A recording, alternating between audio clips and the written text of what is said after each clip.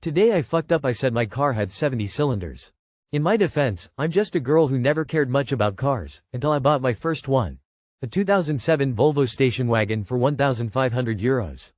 She's my baby and I love her to death.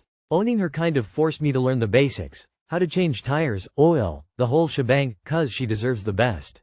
Somewhere along the way I also learned that the V in V8 or V6 stood for the number of cylinders. So naturally, when I saw my car was a Volvo V70, I assumed that meant 70 cylinders. So I'm somewhat of a shy and awkward person, but I was in a group discussion with some people.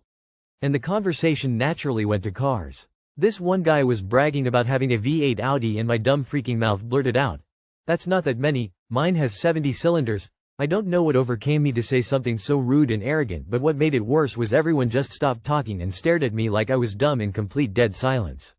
And then, being the forever stupid teenager, pulled out my phone so I could show my lock screen of my car to prove I was right. They laughed at me for a solid 10 minutes. So yeah, too long did not read. I once confidently claimed my old Volvo station wagon had 70 cylinders.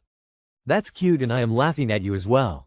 You know, we can't all be experts in everything. When I was a teenager, I asked my older brother if he knew what the other 68 sexual positions were. I have a brilliant friend who was cooking his first dinner and called me to ask how long salt lasts before it goes bad. And the list goes on. To go a bit further, in case you don't know, the V actually represents the configuration of your engine.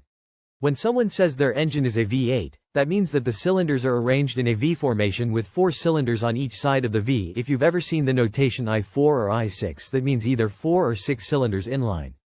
I mean, I guess it's easy to mix up the V in Volvo with cylinders, but 70?